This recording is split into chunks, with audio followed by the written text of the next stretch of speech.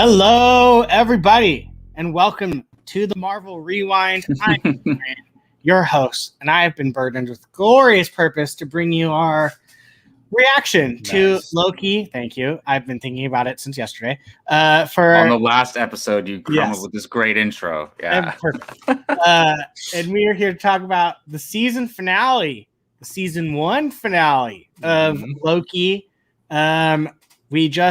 We didn't just watch. We got our 6th episode today, dropped at midnight, and we are here to discuss it. As always, my crew, Gio and Jacob, how you guys doing? Pretty damn good. Right. I'm still taking it all in. It's just, and it's one of those episodes that, I mean, we were just talking about it before air. I think quite a bit of us are going to be revisiting this episode. I mean, certainly the season is worth watching, but this episode, yeah, for sure. Yeah. This episode definitely had a lot of stuff going on. As always, if you are watching this is going to be spoiler heavy. There is nothing we are not going to talk about. However, this will not be our season review.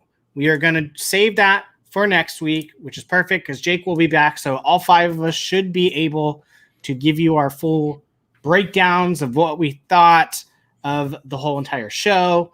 But yeah, this will be a breakdown of episode 6. But there's more than enough to talk about. So yeah, again, spoilers if you haven't already figured out, but let's just go into it. Let's just dive right in. Holy effing whatever.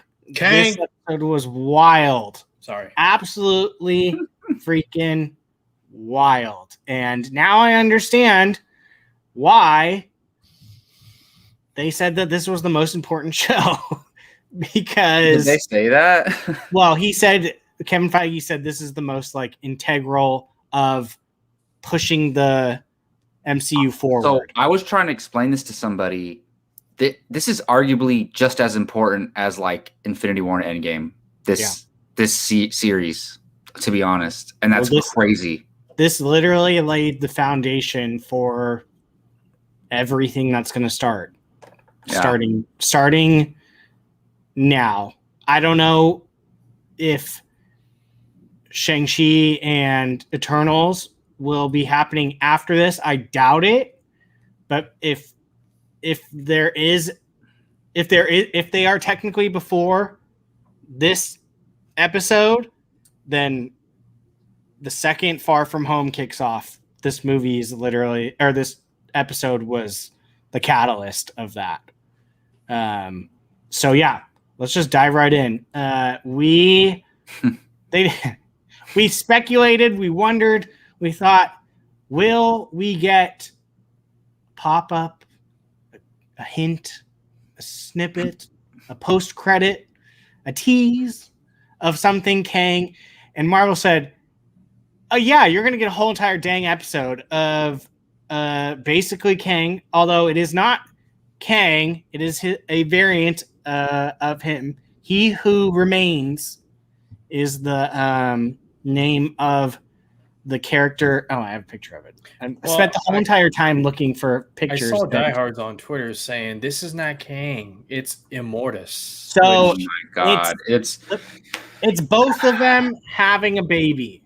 They merged. They're basically they're going to be the same character because Immortus is dressed almost identically like this, but He Who Remains' story is identical to this character. So, excuse me, I have the hiccups.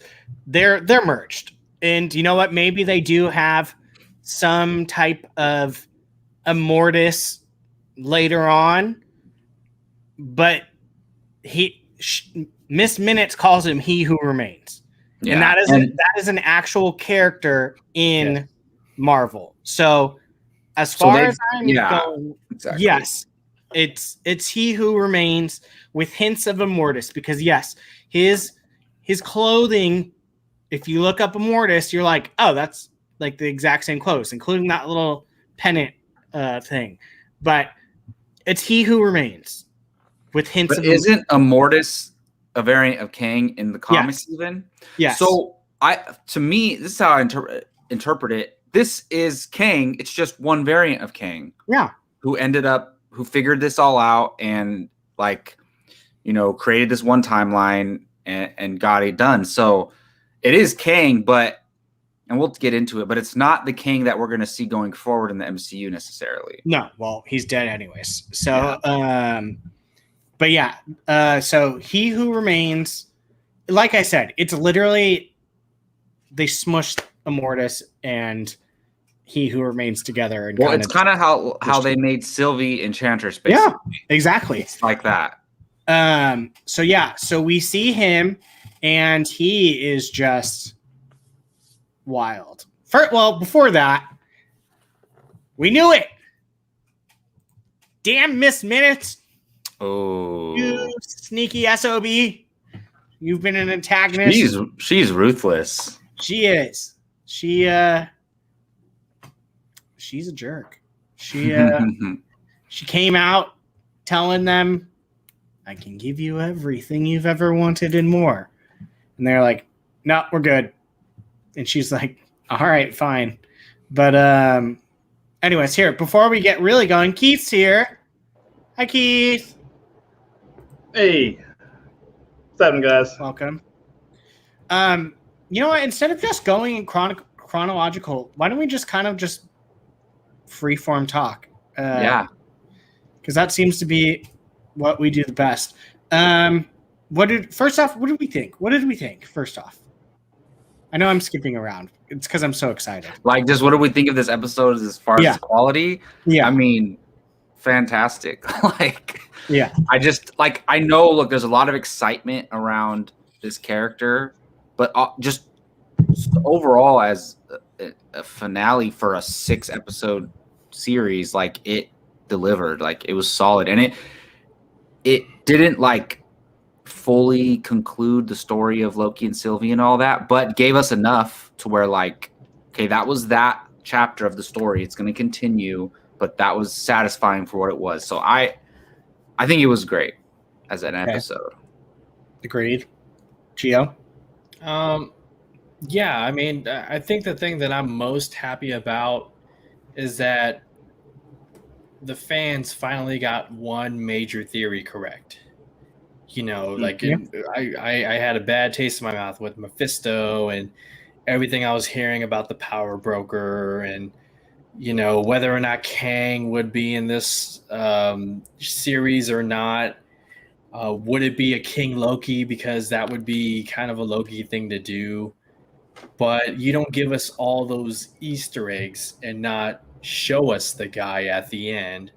And they did us one better. He was a featured character throughout the whole episode. Now, thinking back on it, they might have put a little bit too much into one episode. I mean, I don't know if 6 was always the intent, but they're like, oh, we got to put everything into here. And just like a lot happens in here. I'm wondering if maybe a 7th episode would have done it a little bit more justice, make things a little more fleshed out. Mobius is like, I'm going to go back to the TVA, and then we'll talk about it. But yeah, I'm just happy we got a theory right, and it was a very, I mean, from start to finish, it goes, and one worth rewatching. So, Jacob, I'm gonna let you get. Oh, sorry, that's Chuck. Sorry, I clicked the wrong one. Oh, still clicked the wrong one. I'm gonna let you get your boy because he's on some nonsense right now. Gabe, come on, man. Should I watch the series? Well, Gabe, Gabe, if I'm not mistaken, you do watch the Marvel movies, if I'm not mistaken. So, like, if you want to follow along, like, in my opinion, and this might be hyperbole, you guys tell me, but this is like skipping Infinity War. Like, yeah, as far as importance goes. In the long run of what Phase 4 is going to start, this is a must. You can't Massively skip this. important. Yeah, you literally cannot skip this. I mean, I guess if you really didn't want to, you could just watch the finale, but all the Loki stuff wouldn't make sense to you, but I guess the big Well, stuff the would. Sylvie stuff wouldn't make sense to you. Yeah. But Sure. Keith, I know you can't stay too long, so what were your thoughts? Anything you want to talk about too? Hit some things. Well, yeah, Gio, you hit it right on the head, man. And I think one of you guys predicted like you might show up right at the beginning of the episode. Might have been Jake, actually. Because I know Jake was don't give him credit for anything. Who said yeah, what? give the man credit. I said that the character would show up at the beginning of the episode. He Who Remains? Oh, Yes. Essentially.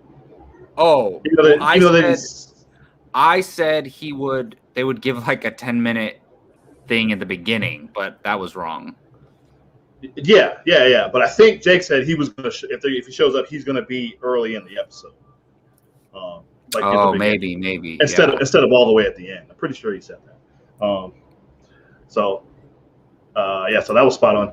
And man, it was for me. It was kind of a surprise. I'm talking about just Kang in particular. I know they didn't actually say he was Kang, but he is.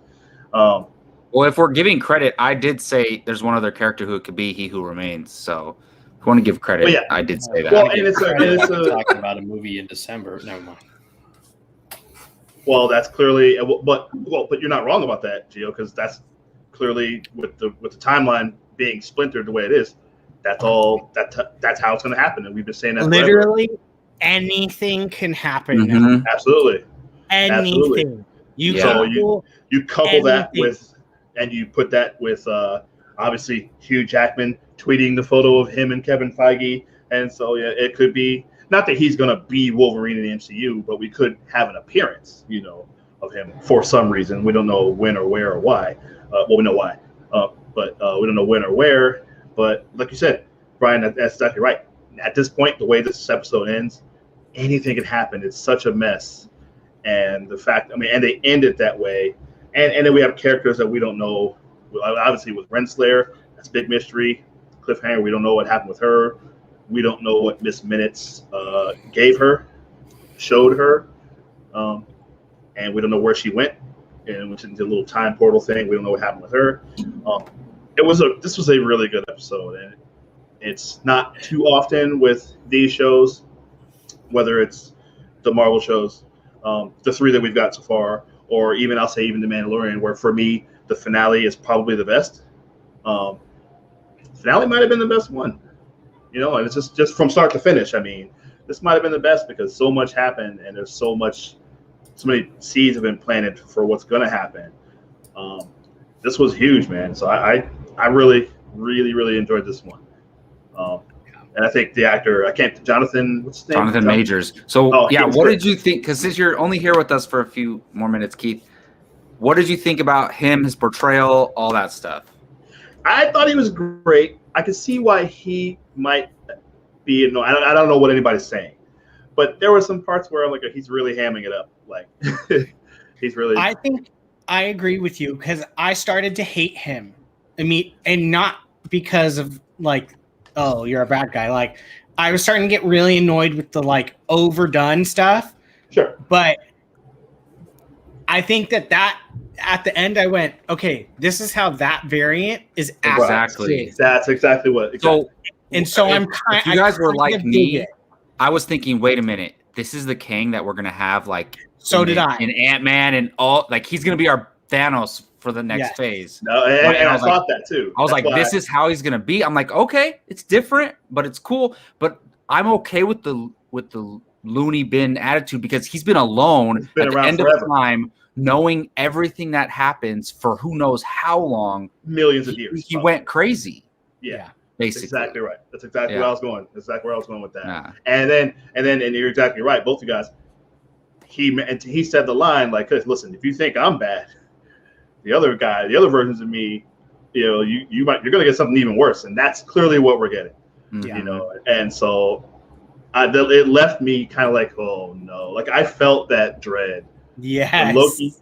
at the end where Loki, at that moment where he's trying to talk to them and it seems like they know what's going on, and then they don't recognize him. They're like, whoa, okay, what? You're an analyst, right? Who are you? And he's just like, oh. And I actually went out loud. I went, but the fact that they don't even know that he's Loki is crazy to me. Right. Like, I get them like not remembering their interactions with him for the past few weeks or whatever, but they don't even recognize him as Loki, which is crazy. Exactly. And I audibly said, oh no.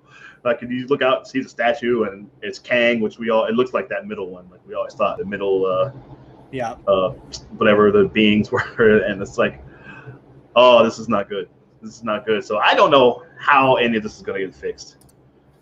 We've got a long ways to get there, but and in fact, they're jumping ahead to a season 2, which we all know. Gio, you were saying I think you said that that's definitely going to be the case. I felt the same way. Like that was exciting tag at the end, and I love this episode. That was so good. Tag. Yes. I know, me too. I truly think they shot 12 episodes and went, okay, we're gonna split it. Oh, maybe.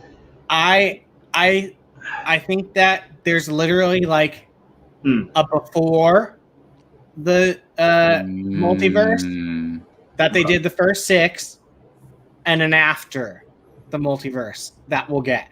I think that they're gonna drop this on us sooner than we think, by the way. I don't think that this is going to be like. What, you think less than a year? Yes. Yeah, I don't. I would think a year possibly.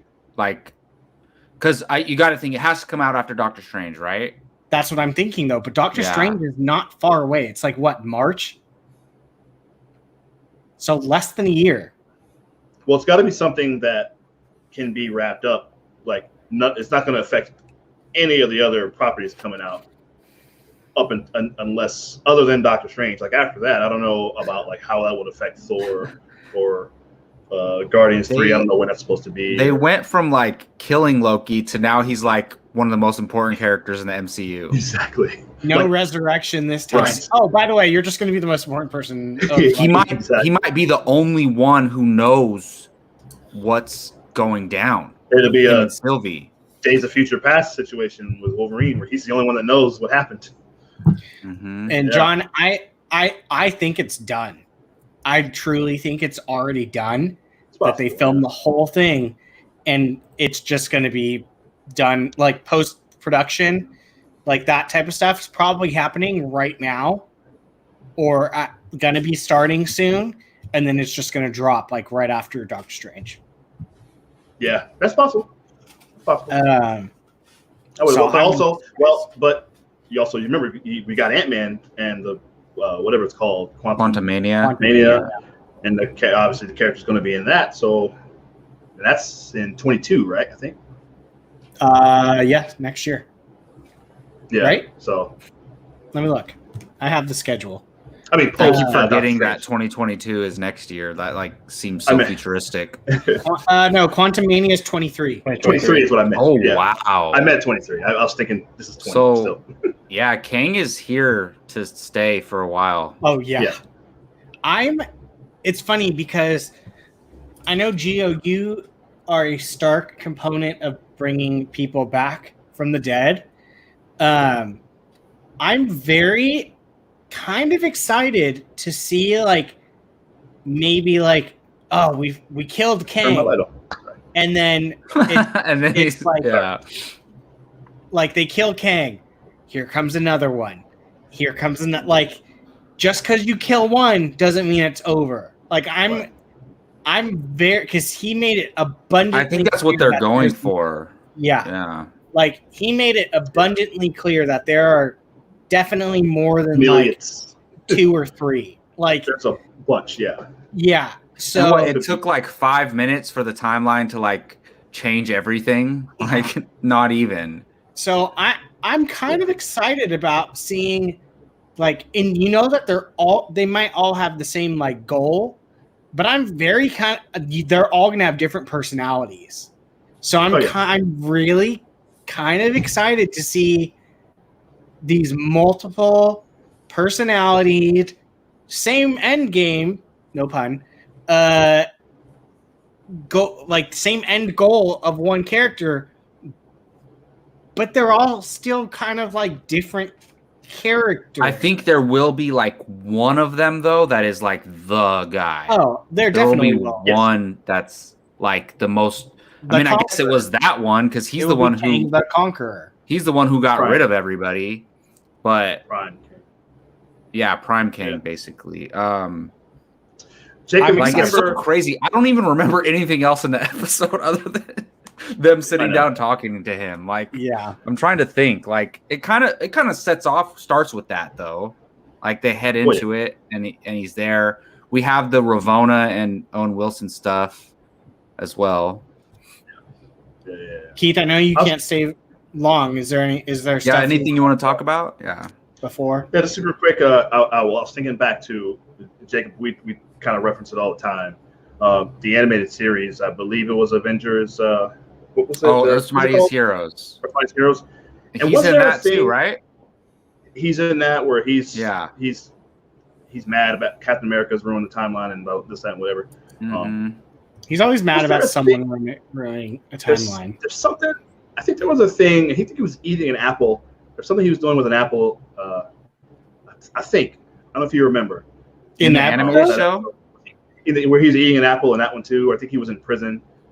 I think I remember that. Yeah, that's interesting. He wouldn't tell them who he was, and he had an apple or something. I think that was a reference to that when he was eating that apple in this one.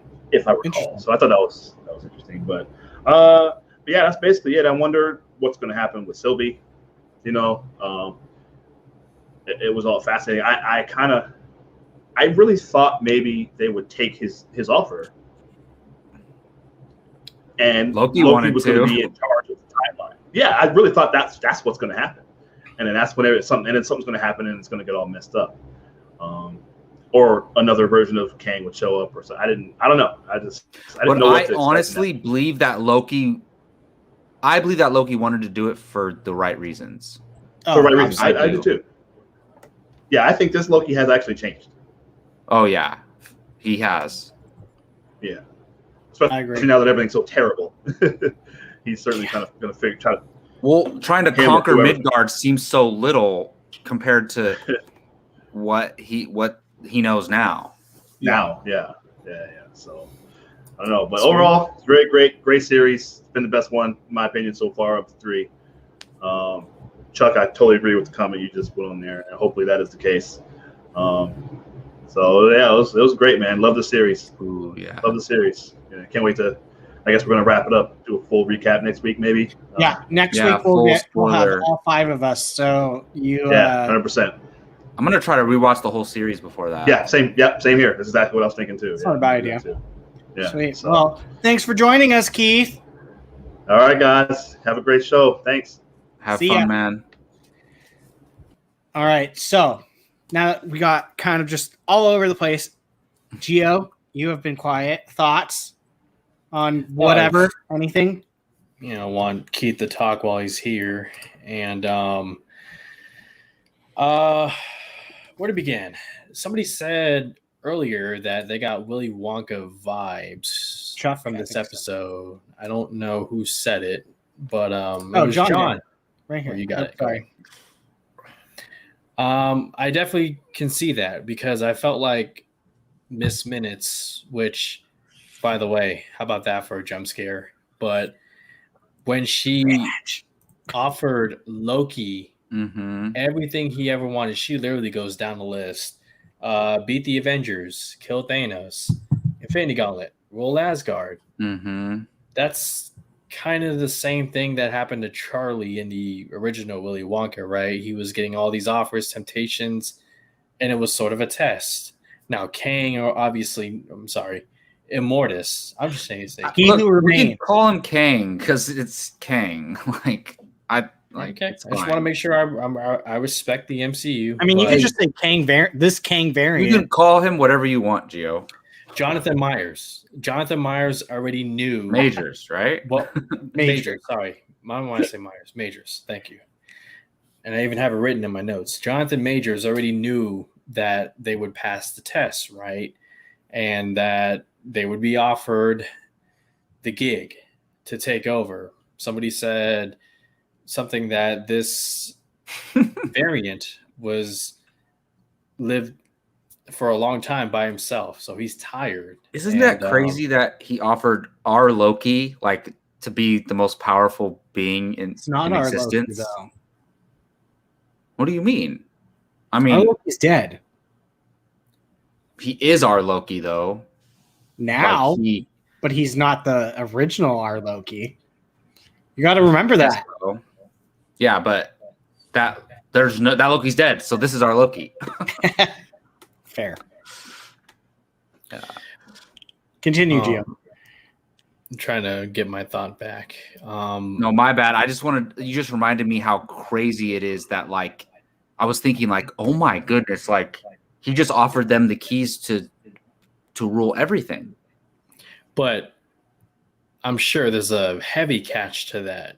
There's a Sure, reason why yeah. he wants them to kill him. Maybe he was at one point a good or a lesser evil variant, but then spending all that time alone probably drove him mad and was like, whatever, kill me. I've fixed this timeline up enough. I've seen a lot of crap, and maybe he lost his faith in humanity or something. Something that we heard early on were the voices of a lot of characters throughout the MCU. Oh, that opening. And maybe I screamed thinking that Captain America was about to come on screen. Because the music. All I needed to hear was that music, and I went, oh my God. And then I was like, oh, damn it, they tricked us.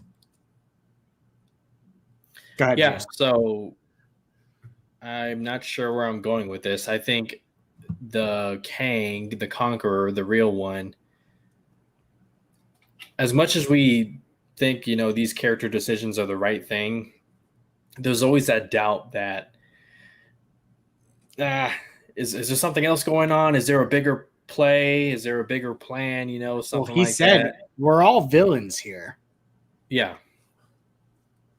But I'm just like, yeah, Kang could be tired of running this sacred timeline, but what is he really up to? I guess, Yeah, I mean, we got to look at it this way. There was no right answer in that situation. There was going to be suffering in any decision that was made.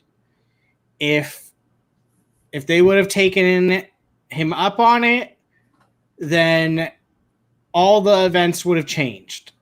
And I forgot what other stuff would have happened. If they kill him, the multiverse opens, which is exactly what happened. There was no good outcome in the situation that was there. Something bad was going to happen. I forgot. I wish I would have watched this again. But no, he says there's two options, and he says either you kill me, the timeline opens, and you unlock my variants, and they're way more evil than I am, or you accept my offer, and you run the TVA however you want to run it, and you take my spot. And he's like, he said, I've lived. But then also, like, I'm old. All those multiverses, all those people die because it's not open. They're still pruning and they're still killing, in Sylvie's eyes, innocent people. Because, I mean... Yeah, so basically they would continue what the TVA has been doing, which is... So she was taken as a young girl, so she would contribute to more young girls being taken and things like that. It's a Sophie's choice, right? Yeah, and that's why it was such a perfect setup, because they posed the two characters against each other. You understand why she's like, hell no, I'm not doing that. Yeah. And then you understand why Loki's like, wait a minute, I think he's actually right. Yeah. So it was, and I did not expect them to start fighting and full out against each other. And I'm still wondering, is it weird that he's in love with another version of himself? I don't know. I'm okay with it, but I've seen other people think it's weird that. Well, yeah, because it's technically himself. Yeah. So, I mean, yeah, I get it, but it served the story. Yeah, for sure. Yeah. But yeah, so there, I mean, at the end of the day, there was no like, oh, it's better to do this. Like, either you unleash all these Kangs who are supposedly a bajillion times worse than he is, or you take over the TVA, but there's still one timeline, so that means you're going to still be killing all those billions of people that they've been doing, pruning them and sending them to Eliath to be wiped out. So like there's no good choice in the situation. And I mean, that led us to Sylvie making that choice, and Loki tried to reason with her, but I mean, at the end of the day, they are Lokis. They don't fully trust. She clearly, I mean, she immediately went to the thought of, you're just trying to take the throne. You just want to be the one in charge. And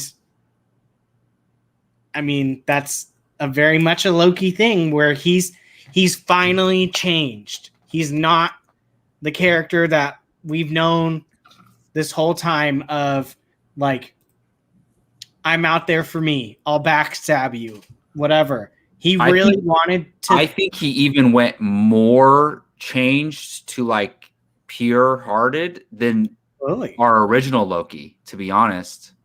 Yeah. So, I mean, ultimately, she backstabs him, throws him through the door, and kills this Kang, sending off the freaking multiverse. And holy schmoly, thank you, Gio. What does Shang Tsung say when Mortal Kombat starts? Oh, it has begun. Yep. The multiverse of madness. It has begun. Dude, literally anything can happen now. And yeah, go ahead. That's crazy. No, I was just going to keep rambling. So Kang pretty much, and this goes without saying, he tricked her. He tricked both of them into thinking your answer is the right answer. Exactly. Yeah. I mean, they essentially like he threw what she wanted at her, which was kill me, and all these other multiverses can live. Everyone has free choice, free will, including the Kangs, including the Kangs. And an argument for that side is like that's what nature in this world. That's the natural process. The multiverse is supposed to exist to an extent, because I mean, yes, it is supposed to exist, but it causes war. Yeah. Or I love the vice versa of Loki taking the throne, which is technically what he's always wanted, but now at this point, it's not what he wants, but Sylvie thinks that that's what he wants. Mm-hmm. So it's like, how do you really trust someone that has spent their whole entire life, their whole sole purpose was to get what Kang was offering him, and then are you supposed to imagine and just trust someone and go, no, that's going to say, no, I don't want it? Well, I think it goes back to the bottom line is this variant of Kang just gave up. He's like, I'm tired. Yeah. I don't care what happens. He was enjoying seeing them. You guys passed the test by turning down Miss Minutes' offer, which I knew you were going to do. He knew. So he didn't care. He was just like, I'm tired. I've been fighting since the 30th century. So, Gio, that moment is, I love that moment when he says, I'm old. He's like, I'm older than I look. And because it showed Jonathan Majors killed it in this role because he played that crazy guy, but then you really believed him when he said that stuff. Mm-hmm. Like it was genuine when he was saying those things. He was like, wasn't trying to trick them. Yeah. Yeah. He was all over the place, but like you could tell when he was like being serious, but Sylvie was just so like, she had one goal. There was nothing. She didn't care. She felt so betrayed that she was stolen from her world and her whole childhood taken away and all that. Like she didn't care. Yeah. So it's hard to change someone's mind or turn someone who's lived an entire lifetime on the run, hiding in every apocalypse, seeing natural disaster after natural disaster after disaster. And just, that takes a lot on a person. And her whole goal was to kill whoever was in charge of the TVA. And her mission was to revenge on the person who caused her all this pain, which was in that moment that Kang. So she's gonna be getting a whole new world of pain.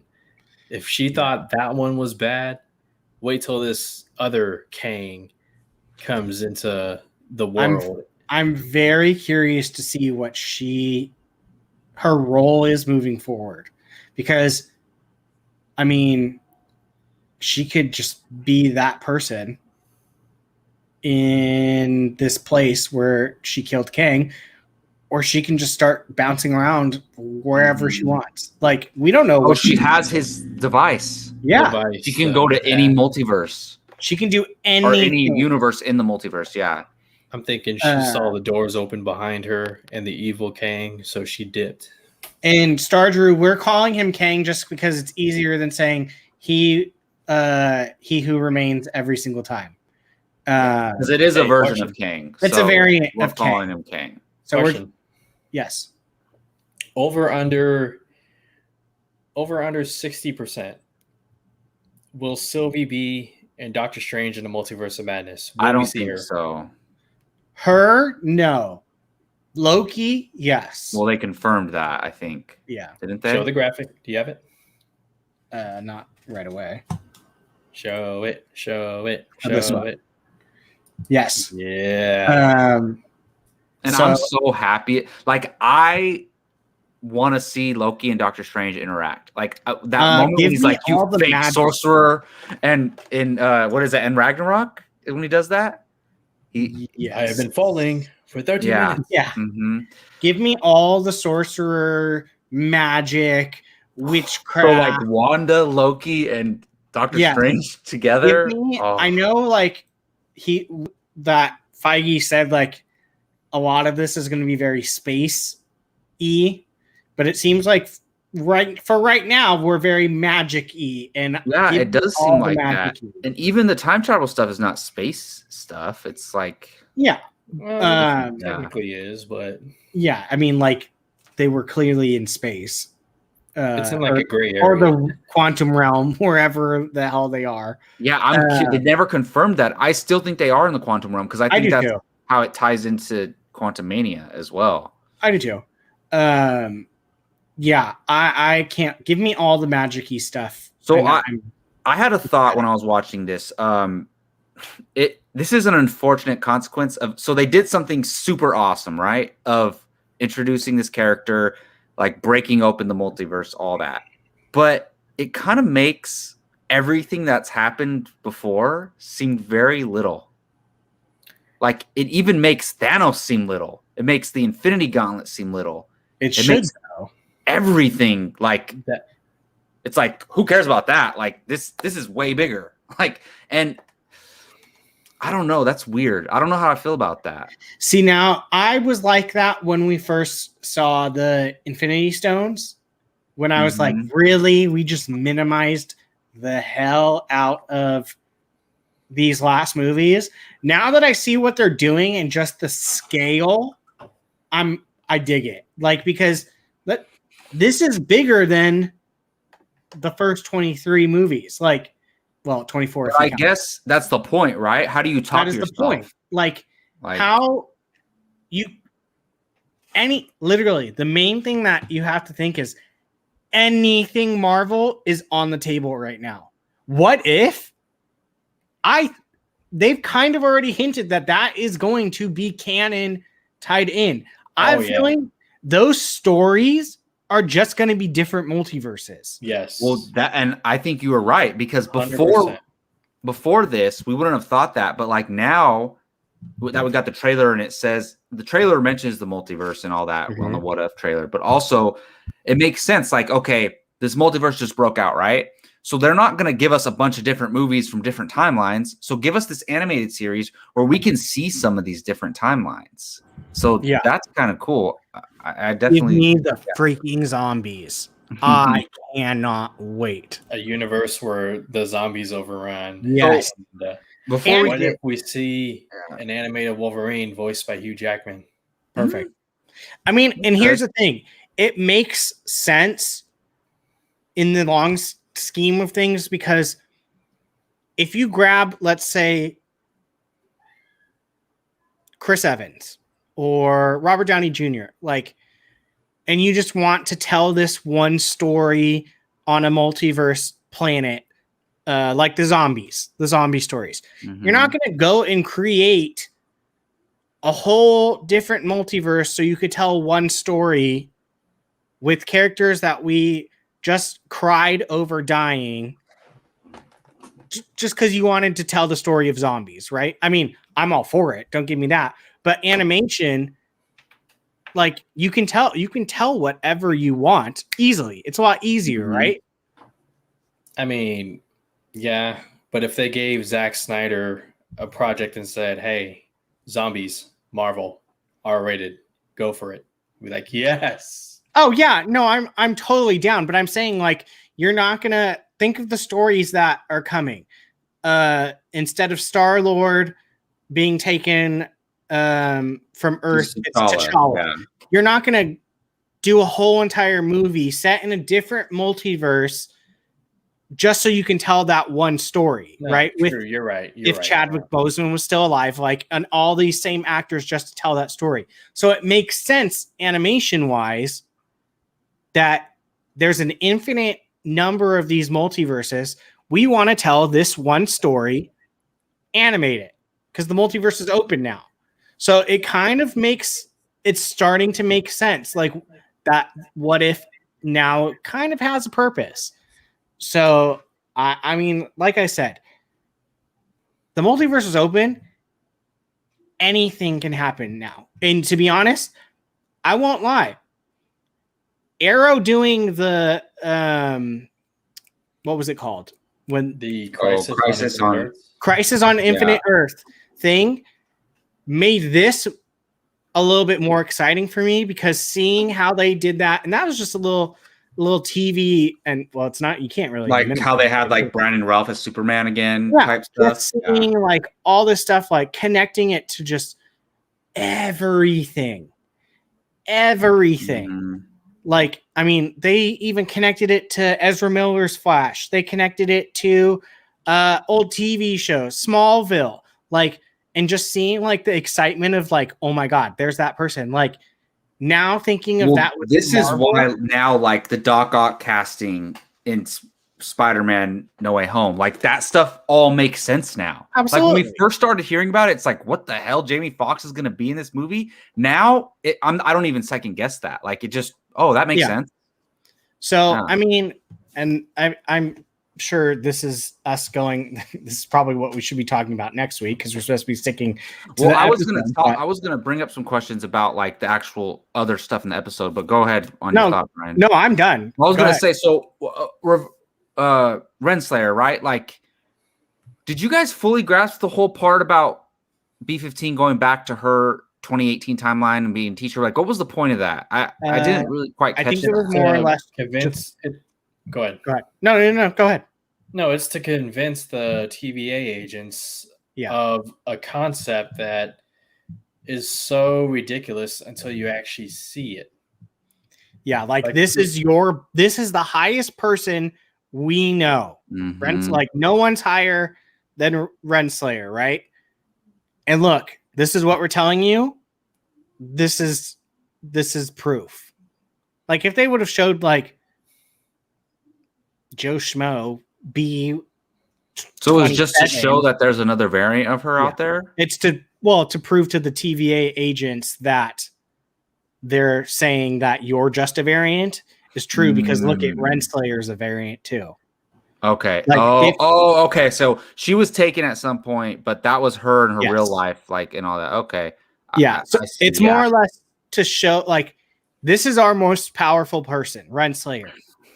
And look at to the agents. So Look I at still think like I think so. Remember we were talking earlier that like there's gonna be a prime Kang, like one or maybe Kang the Conqueror, whatever. It will probably be Kang the Conqueror. I think she still wants to find out who's responsible for the TVA and all this, and she's gonna find that Kang, and I think that she's gonna be involved with him, like whether it's a romantic relationship at all, like in the comics or not. And we don't know what this a-hole gave her. Yeah, well, supposedly it was He Who Remains who gave it to her to give to her. You know. Yeah. So, but that was interesting, and then obviously the Owen Wilson, the Mobius stuff was. It was kind of heartbreaking, honestly, to see him not recognize Loki at the end. Yeah, because I was like his only friend. After all the work, Loki could easily do the enchantment, right? And there you go. That's now true. That's true. He does know how to enchant now. Hey.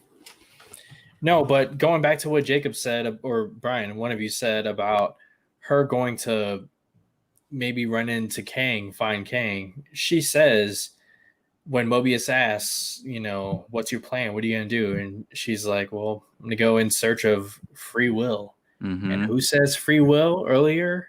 Kang in the episode. Well, also in that same conversation, she says the only person who has free will is the guy who's in charge.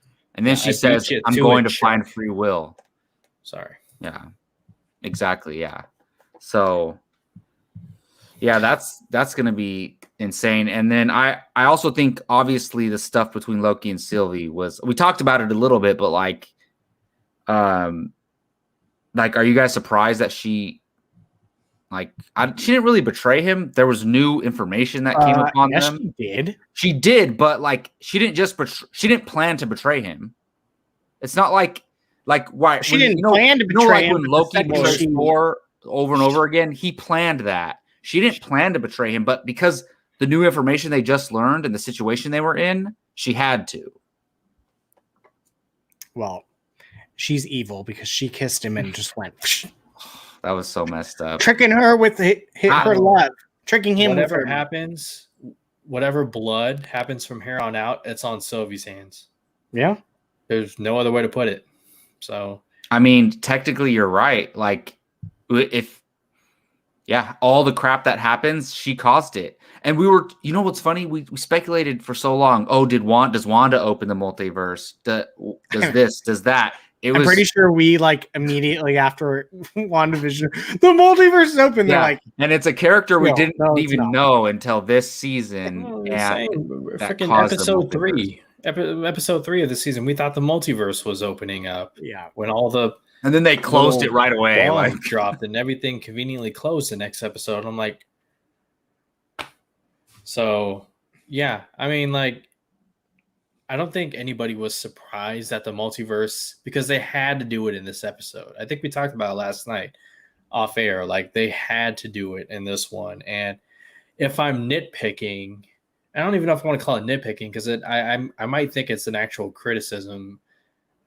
Maybe at least extend the episode another 15 minutes. What's the harm? Or make it 7 episodes and flesh it out a little bit more, in my opinion. But fair. For what it was, the fact that, and I've seen a lot of people criticize it for introducing Kang like they did. I mean, that actor is going to be portraying who we know as Kang moving forward. I think they did a good enough job because it left you kind of going for those of us that know what's going on, holy cow, this person's dead. And he said, wait till you see the other me's.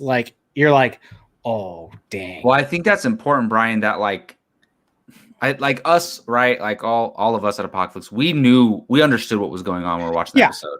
But I think casual viewers might have to do a little homework, but that's okay. Well, Rachel, you said earlier, for someone like you who just is casual, like you didn't, to you, it was just some guy that was ranting the whole entire time. I think it was just a soft tease introduction to what's coming. Like you're going to start seeing this actor playing all these different Kangs and just going like, holy cow. Like he might be helpful at times. He might be the worst of the worst. Like we don't know what each variant. And it's crazy. Like, bring. For example, in the comics, there's a younger version of him who's on the Young Avengers, and he's Iron Lad. Yeah. And then also, but then the biggest, baddest villain out there who controls the timeline is also him. Like, there's also even a variant where he is the grandfather or great grandfather, I can't remember, of Reed Richards. Yeah, and you know what? I just realized I knew this, but I just thought we could see some good Kangs too. Yeah. So it's wow. It's just I think it's just more. This episode was more or less your tease to what is to come, and it didn't need to be. All right, everyone. Here's your big bad for the next God knows how long. We're gonna tell you all of his stuff in. So you remember in Guardians 1 when Thanos has like a little 2-minute scene? He turns his head. This is no, that's Avengers. But in Guardians 1, he has a full scene. We meet him. This was like that, but like on steroids. Like and you're gonna done. Oh, sorry. No, I was just gonna say you're gonna see this character a freaking lot. So like it not being that much. It's I feel like it was just a little bit of a tease, which I'm fine with. You're not supposed to really know. We didn't know who Thanos was when he turned his head when the guy said court death. Like no one knew. And he smiles and like the CGI looked like way different. Yeah. So it gets flushed out. Go ahead, Gio. Well, two things.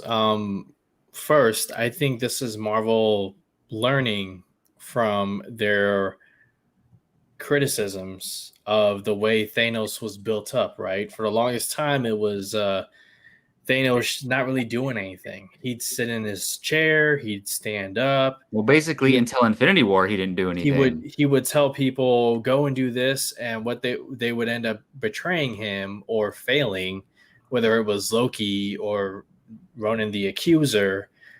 And so when we finally got Thanos in Infinity War, the trailers definitely hyped us up. I mean, it's Avengers Infinity War. But it wasn't until that movie ended where we were all like 100% like Thanos is my God, like the greatest. The build up to him ever since that movie wasn't the best. And this one, I think they did a better job. And let's remember the idea of multiple versions of a villain really started in Avengers Endgame with Thanos. I was thinking about that. Yeah. He gets his head cut off. But then another Thanos in 2014 who had no idea that, the future version of himself killed Vision. He says that to Scarlet Witch. So the idea of different versions, it started there. That's a great point. You're right. So, and then we got different versions of Gamora and Nebula. Like, so they already introduced this, actually. Yeah. We just didn't realize it. So I'll just tell you why I think this introduction to Kang was genius. And to be honest, I'm going to cut you off really quick. I don't think the episode was meant to really introduce you to Kang. It was meant to open the multiverse and warn you what is coming. But also, we got Kang's backstory in a way that when he says, I was born in the 31st century. And, well, I don't know if he's from Earth, but is every Kang from Earth? I mean, well, they were all probably, yeah. So that's crazy to think. Like, so Thanos, we have a character that was actually from Earth, like that. But 100, it depends. 1,000 years. I mean, he's technically blue and true. So at least this version was from Earth. But anyways, so this was great because we were all expecting Kang, right? So we get a version of Kang, and then what they do is, because I was thinking, okay, he's very loopy, over the top, crazy. I'm like, this is what we're gonna get for the whole, like, this is Kang now. But then they kill him, and they're like, no, that was just a variant of him. You're getting badass Kang later and other Kangs. Like, it was just such a genius way to do it. They satisfied fans by giving us a taste of it, but then also setting up the future of it. That's so brilliant. And you know who deserves a lot of the credit is Michael Waldron. I think he's the writer for sure, but I think he's like the main producer. He is, I mentioned this before, but he's Peter Dinklage's brother, Michael Waldron. He also wrote Doctor Strange in the Multiverse of Madness. Yep, Rick and Morty, which has Loki in it, and Rick and Morty he's worked on, and he's also gonna write Kevin Feige's Star Wars movie if that ever happens. But this guy, I tweeted at him earlier today. I was like, dude, you are killing it. Like, just great job. Back kisses to you. Thanks, be careful. He doesn't block. You know. I just said, dude, you're killing it. I can't wait for Doctor Strange 2. That's all I said. You know what you made me think of, Jacob? We still haven't met Kang in a certain way. We have not met Kang. Technically, yeah. And the one we did meet is dead. I don't know how I feel about that. Like, yeah, they said. Well, look, there's a little bit. Look, think of all the Loki variants we met. Right? They all have similar. They all like never die. They all backstab each other. They're all similar in some way. So you did kind of meet Kang. They're all similar in some way. You are absolutely going to meet good Kangs and bad Kangs, and the worst Kang. Mm-hmm. So I'm excited. I know, and we'll talk about this heavily next week. So definitely come back. Is there anything else you guys wanted to absolutely hit on? I thought to what Rachel talked about earlier, I thought the visual effects and the set design were some of the best I've seen in any MCU project. I mean, just the whole interior of the castle and like the way the episode opens for a streaming service. This part, that was pretty damn impressive. Yeah. Loved. I like that. I like the colors, the aesthetics. It just so much color, and also the way the score plays, like it all blends together well. Like the colors are so very colorful, very Kang colors. Yeah, I love it. So I think that's it. I'm looking through my notes to see if I have anything. Now we're definitely going to dive deeper in our full season discussion, and you can best believe Jake's going to share his thoughts on the whole thing, and all 5 of us should be here next Wednesday, 7:30 for our. Oh, is it going to be a rewind or a now? Good question. I do not know. I think it's going to be on now. That's what we usually do, but okay, so it might be it. Either way, we'll tweet it. It'll either be the now topic for next week or another Marvel rewind. But yeah, that is going to do it for us and Loki, the season finale, number 1. So yeah, make sure you are checking in, making sure that you are all following on Twitter so that way you can get when we're going to talk about this whole entire show in its entirety. Don't forget, on Fridays, we do a little show called The Fandalorian. If you are a Star Wars dork like we are, and feel like talking about the newest episode of The Bad Batch. That is at Friday on 4 p.m. Pacific Standard Time. Until then, I am Brian. This is Gio. That is Jacob. Have a wonderful evening, and we'll see you guys next time. Bye-bye.